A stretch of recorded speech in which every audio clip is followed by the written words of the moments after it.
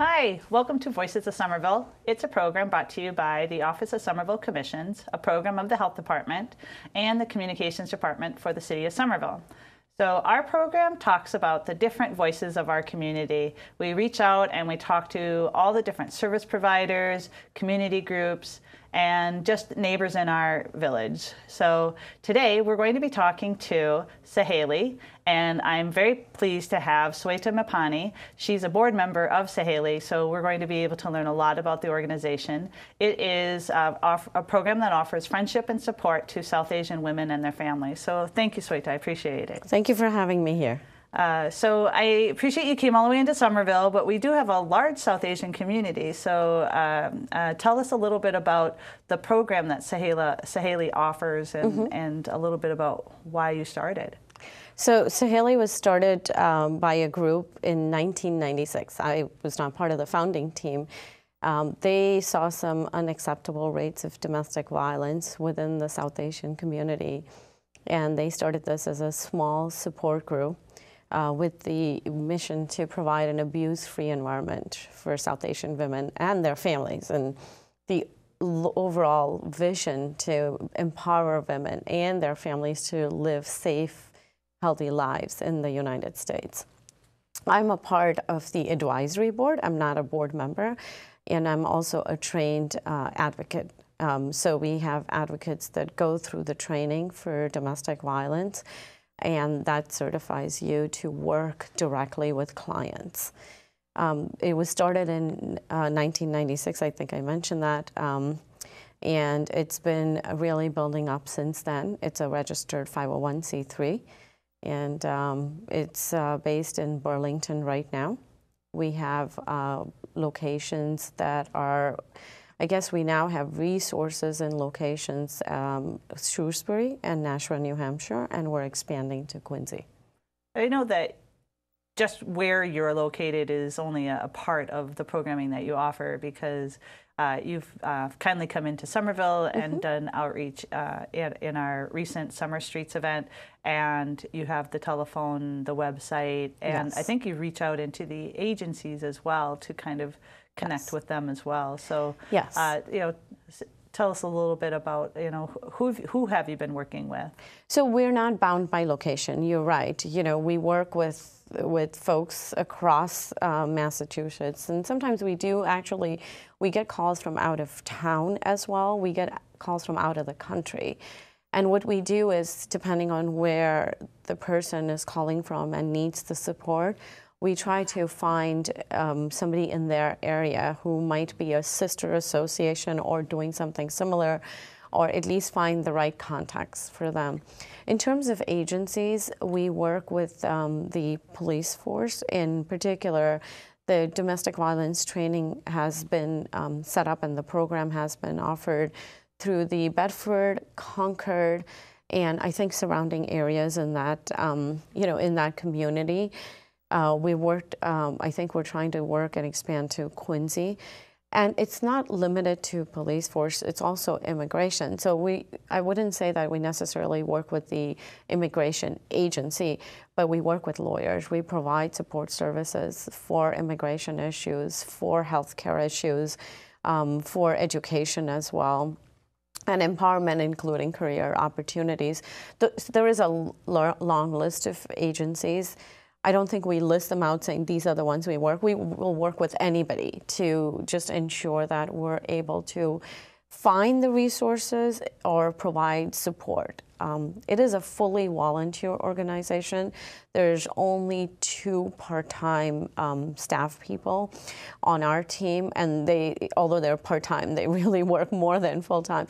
But it's a completely volunteer-run organization. So the resources that we have are limited. People are very dedicated to providing the services, but what we try to do is find support through the other agencies or folks. You know, for example, if you look at legal services, we're tied up with quite a few legal law offices, and their lawyers or their staff would provide us, you know, the right support in their subject area expertise.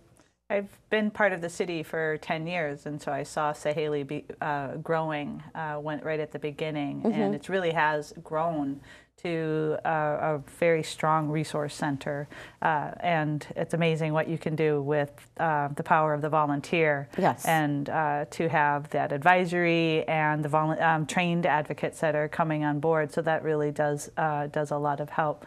So tell us a little bit about some of the resources that your organization has been able to put together, and a little bit more examples. So I think just going back to what you said earlier, we were in Somerville, the Summer Street Fair. We go to several of these events, for lack of a better word, but we were in health fair expos. We're in a lot of the community events that are put together. We always have a table. We provide all the information with our resource directory, with regular meetings that we have. We work, again, in terms of the services we provide, we have four main pillars to this. Domestic violence happens to be sort of our key pillar. That's how we started. We now have a men's initiative.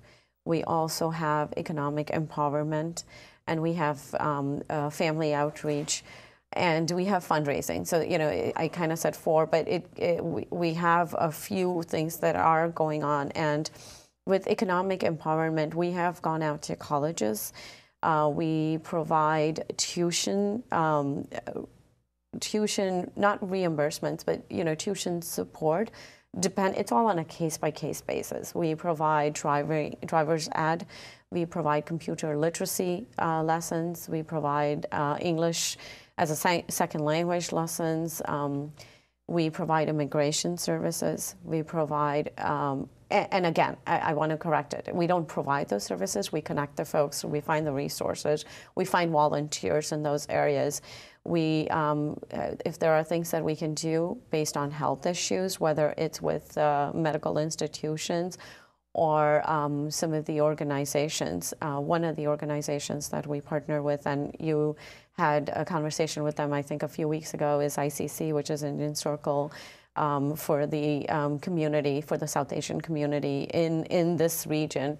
We work with them closely. Say that ICC is the Indian Circle of Caring, yes, which is an amazing resource for volunteers that connect into the community, and again, one-on-one, looking at what the individual is needing and trying to help connect people to resources. Yes. So I think that it's a great, powerful addition, yes, to what Saheli is already able to do. It's both a model, but also an additional, yes, expansion. It's a good partner. There are many such partners within our community.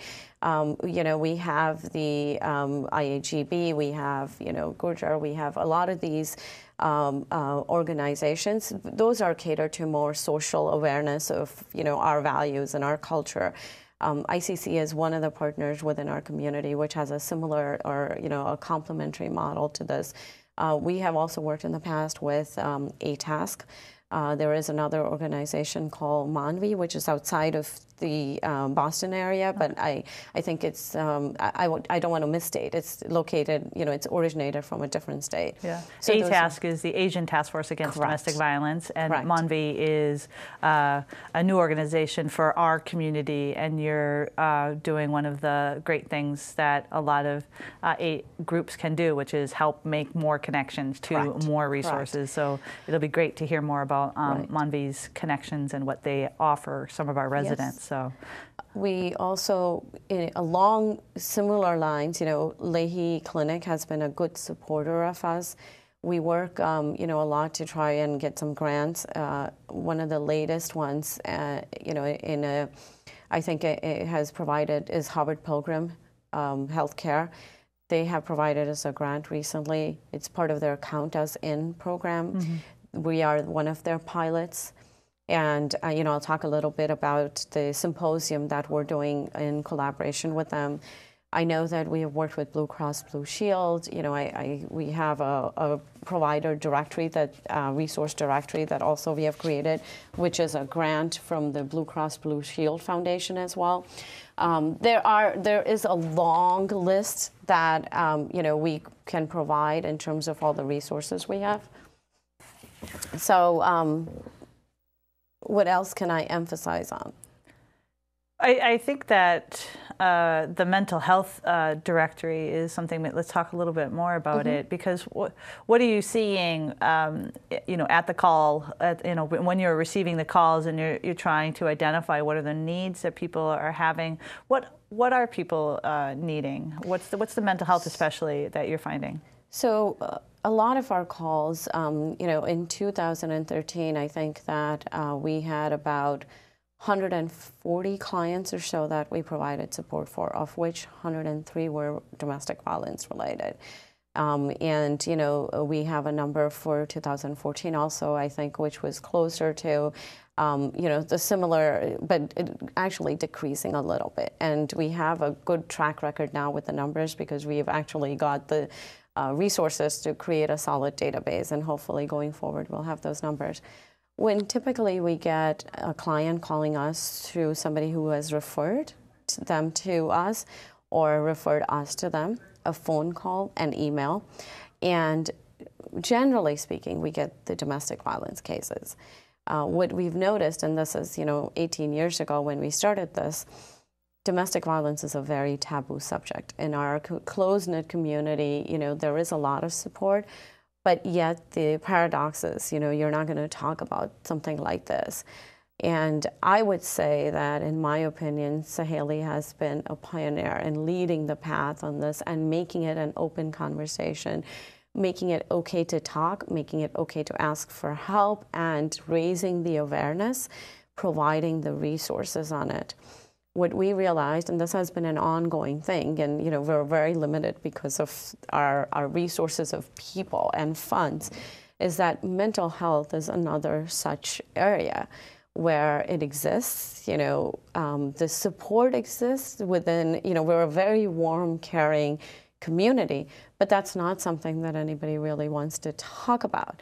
And based on the similar model that we have for domestic violence, we want to raise the awareness, you know, in our community, to say it's okay to talk about it, it's okay to ask help for it.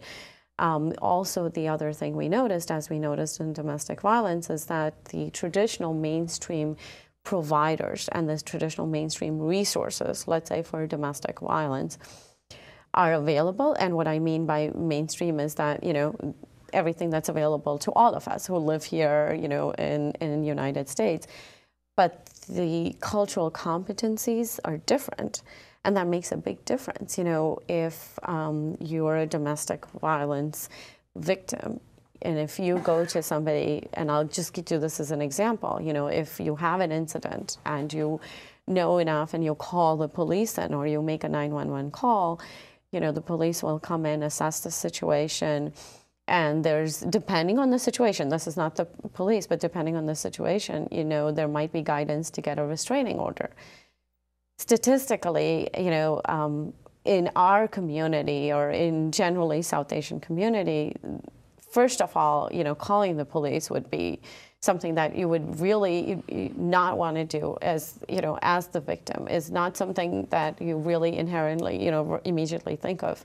A restraining order is way far from that. So even based on some data that we've collected, I think it's from the American Journal for Women's Health, I think last year it was 40.8% of domestic violence, and this is not focused to South Asian communities, and of which even across the board, they said that 3.1% get restraining orders.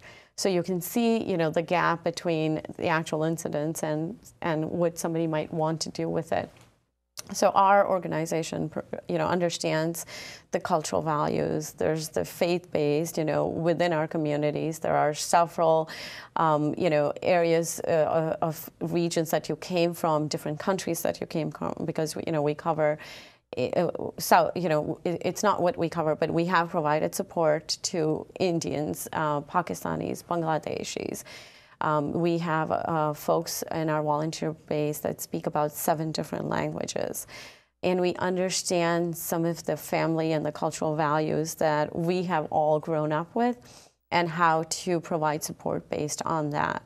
Similarly, for mental health, we think that we will make inroads if we follow our similar model.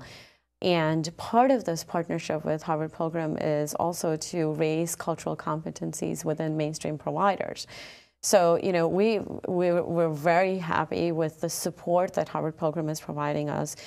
Their foundation has provided us a dedicated team to work with.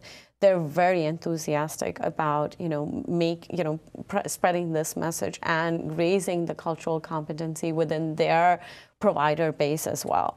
So those are the kinds of things. And, you asked, what do we see?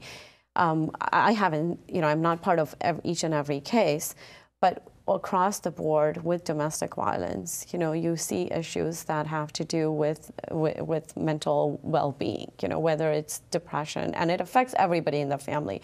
It doesn't just affect the victim. If you have, for example, the mother in the family being abused physically, it's going to affect the children. It's going to affect the spouse as well. It will also affect the person who is the abuser.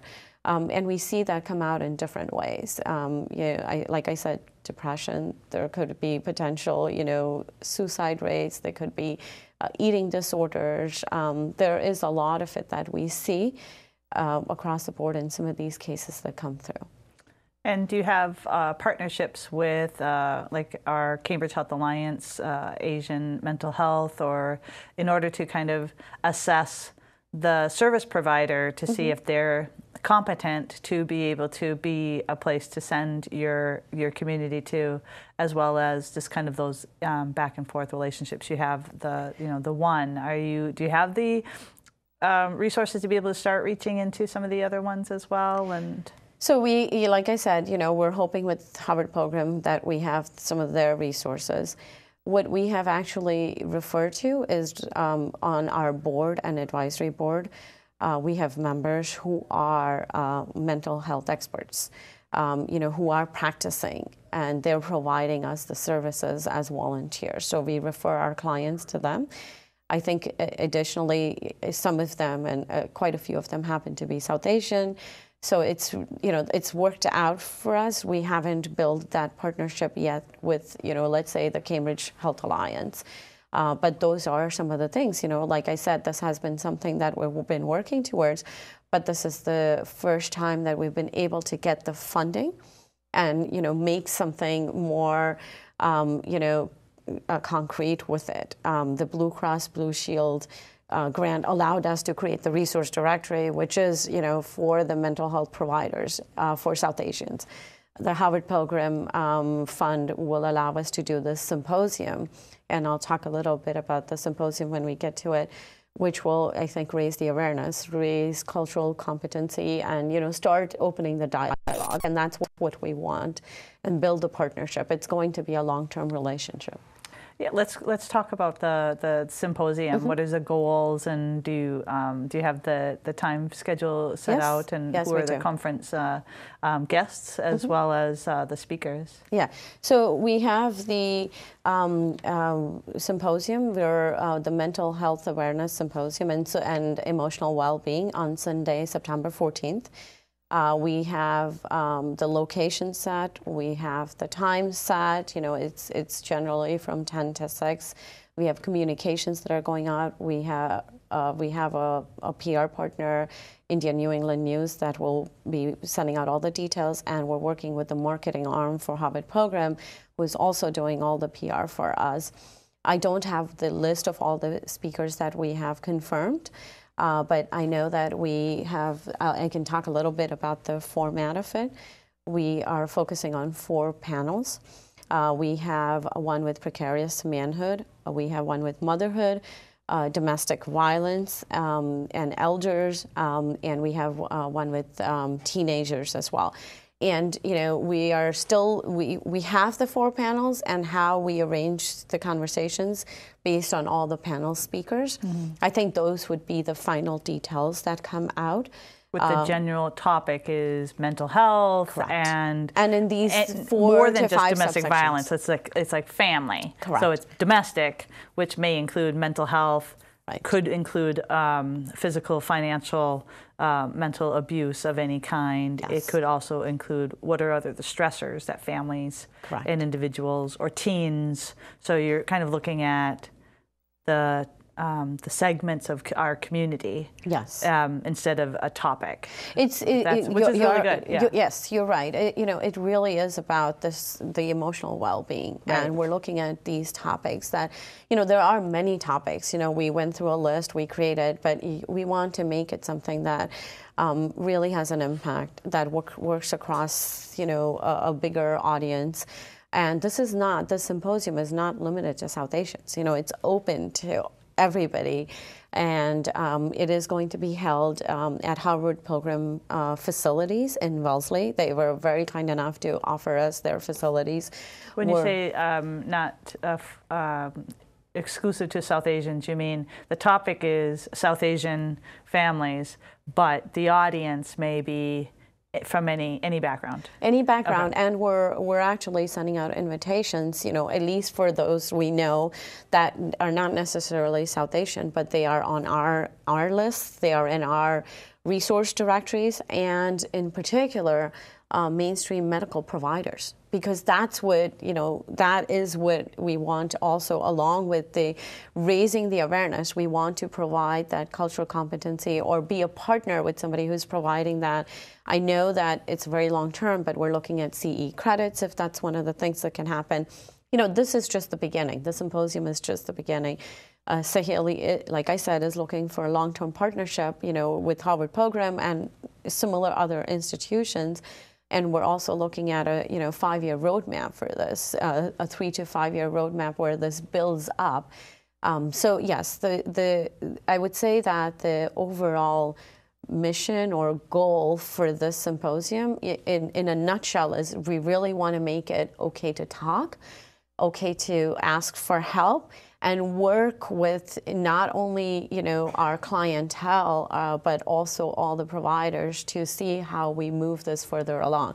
We don't have all the answers laid out. We Right. don't have all of the resources This is the laid out. opportunity. This is first step. This is the first step. Right. And you're creating the network of resources, the network of volunteers, the network of topic. Yes. Right. So you have to understand what are all the topics that are to be discussed and the topics that are under pressure. And so I think that's what this first conference is Yes. really about. And Yes. it'd be wonderful to have the resources based off of other opportunities to do future symposiums that help to refine and help to grow Correct. the mission of Saheli, so that South Asian women and their families will have the friendship and support that Saheli has as its mission. Yes, absolutely, absolutely. wonderful. That is what the goal is.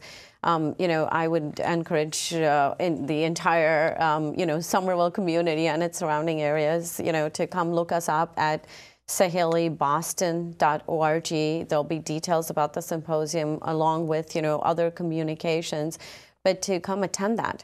It is an event that is at no cost. There is registration is required. We are also providing free meals along with it. And, we would love to have you for the entire time. However, if you can't be there from, 10 to 4 for all the panels, then at least, some of the panels that interest you. Along with that, in addition to the panels, right, Harvard Program also has an Eastern Harmony program. So there will be providers there who will be talking about services that they provide for alternative healing, or, it's one of the very common examples is like yoga or acupuncture. We don't have all of our vendors confirmed, but that's another thing that you will get there, as an attendee. So that is our goal. I think that's such a great resource for the community, because they are using traditional methods. They're using Ayurvedic methods, and then it'll probably be very interesting to have South Asian community receive Western alternative medicine that is rooted from South Asian. So it'll be an interesting cycle for people to explore, because it's not necessarily what they might be most completely familiar with, but it might be just the right fit for their lives here in this community. So and vice versa, right? The mainstream community, and I, you know, for lack of a better word, you know, just the non-South Asian, with something like an Eastern Harmony program that Harvard Program is doing, is how to take the best of the East and the West and apply it for the greater good of all of us. Right. That's basically the, you know, we're hoping that to be our overall sort of end goal, that, you know, we can take the best of both worlds and apply those. That's wonderful. So we've got our symposium. We have an already completed resource guide, a telephone line for people to call in. Yes. The email address. We have the website. We have volunteers. How are you going to grow your volunteer base? By just, you know, trying to recruit more volunteers. We do that through all the events that we go to. You know, we try to sign up folks. We have, like I said, as you saw in Summer Street, our table with all the information and volunteers manning the table, recruiting.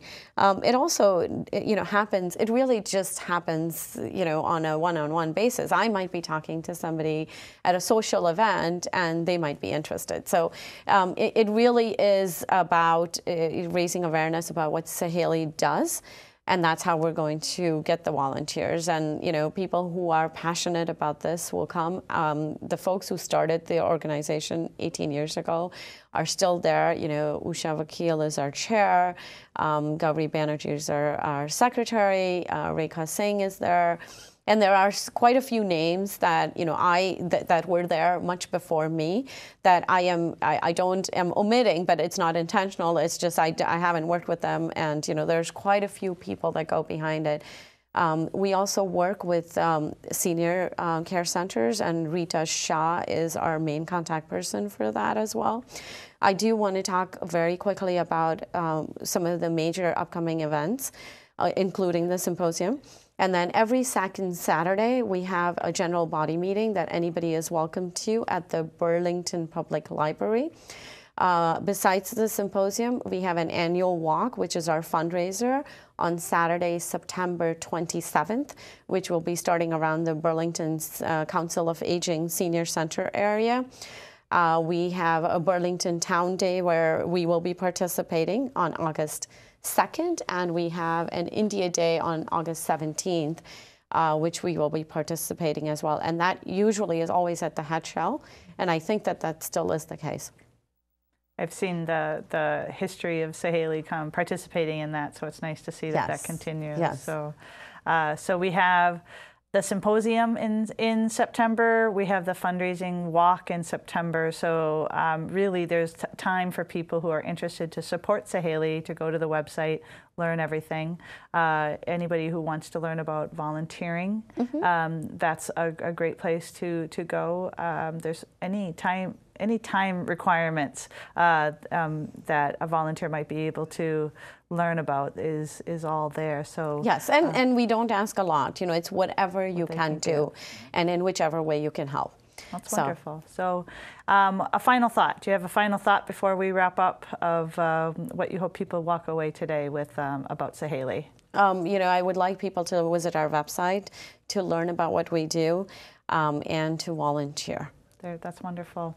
Sweta Mepani, thank you so much for coming to Somerville and helping us connect with our South Asian community and help make the resources stronger so that we really serve everyone. So thank you so much. Thank you for having me. So thanks for joining us at Voices of Somerville. Thanks to George and Steve and Joe for helping to create this program. We appreciate everyone's support. Check us out on our Facebook page at facebook.com/Somerville Commissions. We will be showing information about Saheli and their resources as well. So you have lots of things available there. So thanks for joining us.